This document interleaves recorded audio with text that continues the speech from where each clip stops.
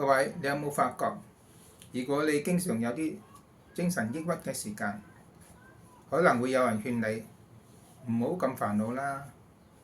唔好咁抑鬱啦，要開心啲啦。但係點解你就成日都冇法子消除呢啲煩惱，消除呢啲抑壓，你就係開心唔上嚟呢？因為咧，呢個唔係一個理智上嘅問題，你係需要有一種嘅精神嘅技術去消除呢啲煩惱，消除呢啲抑鬱啊，令到你個人係放鬆咗落嚟。當你學咗超覺靜坐技術嘅時間，你要發覺咧，你嘅抑鬱係消除咗啦，你嘅人係輕鬆咗啦，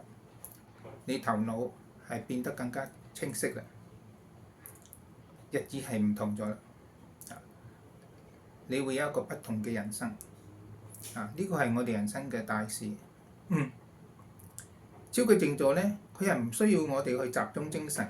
或者去控制我哋嘅思想，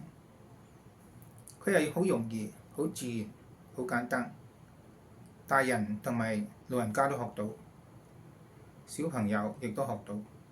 所以係冇乜困難㗎。佢同其他嘅精神技術有啲唔同，效果就係比較快，比較好㗎。咁大家如果要嚟了解超覺靜坐技術咧，請你哋嚟參加呢個超覺靜坐嘅介紹講座同埋預備講座，咁呢個將會為你帶嚟一個不同嘅人生。